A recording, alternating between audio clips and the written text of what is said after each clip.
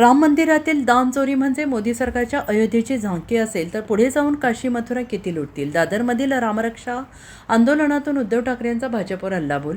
अयोध्येतील श्रीराम मंदिरातील दान चोरीच्या विरोधात उद्धव ठाकरेंची शिवसेना आक्रमक झालेली आहे. शिवसेना उद्धव बाळासाहेब ठाकरे पक्षाकडून रामरक्षा आंदोलन करण्यात आलेलं आहे. दादरच्या ऐतिहासिक हनुमान मंदिरात महाआरती तसेच रामरक्षा स्तोत्र आणि हनुमान चालीसा मारुती स्तोत्र पठणाने राज्यव्यापी आंदोलनाची सुरुवात झाली. यावेळी उद्धव ठाकरे यांनी यावेळी भाषण करताना जमलेल्या तमाम हिंदू बांधवांनो, भगिनींनो आणि मातांनो अशी सुरुवात केली. हिंदू हृदय सम्राट बाळासाहेब ठाकरेंनी देशातील तमाम हिंदूंना जागं केलं होतं, विखुरलेल्या एक केलेलं होतं.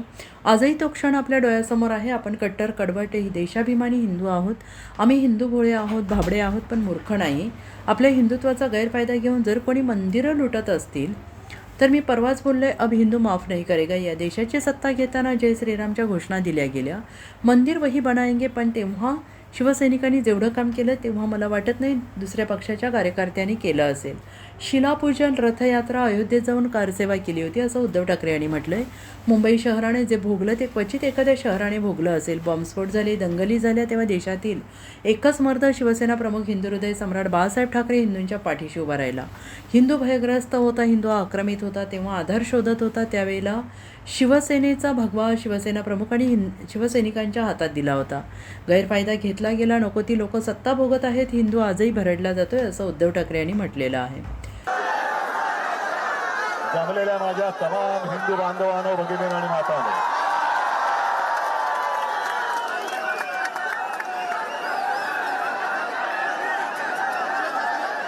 याच एका वाक्याने हिंदू हृदय सम्राट शिवसेना प्रमुखांनी देशातल्या तमाम हिंदूंना जागं केलं होतं आणि विखुरलेल्या हिंदूंना एकवटवलं होतं. आजही तो क्षण आपल्या डोळ्यासमोर आहे. आपण कट्टर कडवट देशाभिमानी हिंदू आहोत. आम्ही हिंदू भोळे आहोत, भाबडे आहोत, पण मूर्ख नाही आहोत. आपल्या हिंदुत्वाचा गैरफायदा घेऊन जर कोणी मंदिर लुटत असेल तर मी परवाच बोललोय, अब हिंदू माफ नहीं करेगा. या देशाची सत्ता घेताना जय श्रीरामच्या घोषणा दिल्या गेल्या. राम मंदिर वही बनाएंगे, पण तेव्हा शिवसैनिकांनी जेवढं काम केलं मला नाही वाटत दुसऱ्या कोणत्याही पक्षाच्या कार्यकर्त्यांनी ते केलं असेल. मग शिलापूजन असेल तर शिलापूजन केलं, रथयात्रा असेल तर रथयात्रेत सामील झाले, कार सेवा असेल तर अयोध्येत जाऊन कार सेवा सुद्धा केली. अनेक कारसेवकांनी रक्त सांडलं, अनेकांचे जीव गेले. आणि त्याच्यानंतर जे घडलं, जे मुंबई शहराने भोगलं, असं क्वचित एखाद्या शहराने भोगलं असेल.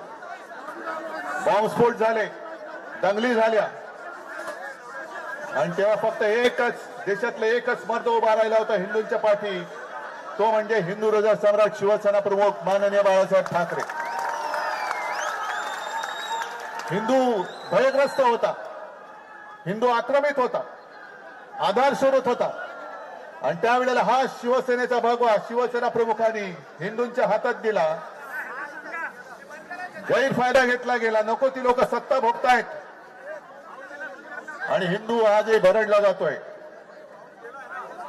12 वर्ष होऊन गेली. आज ज्यासाठी आपण मेहनत केली होती ती व्यक्ती पंतप्रधानपदी बसली, आणि बसल्यानंतर कट्टर कडवट हिंदुत्ववादी शिवसेनेला नष्ट करण्यासाठी जणू काही अफजल खानी विडा त्यांनी उचलला. काय उचलला? कारण हिंदुत्वाचा गैरफायदा घ्यायचा होता. हिंदुत्वाचा गैरफायदा घेताना फक्त एकच शिवसैनिक असा आहे, एकच शिवसेना देशात अशी आहे की समोर उभी राहून निधड्या छातीने त्यांना प्रश्न विचारू शकेल.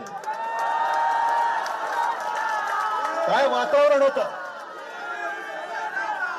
अयोध्या तो झाकी है, काशी मथुरा बाकी है. आता मला भीती वाटायला लागली, जर ही अयोध्याची झाकी असेल तर काशी मथुरा किती लुटतील. आणि 12 वर्षामध्ये आपल्या भगव्याचं सरकार तिकडे आलं असं आम्हाला वाटत होतं, आपल्याला वाटत होतं. हक्काचं सरकार आलं. अटल जी बोल रहे होते अब हिंदू मार नहीं खाएगा, लेकिन हिंदू को लूटने वाली सरकार वहां बैठी है.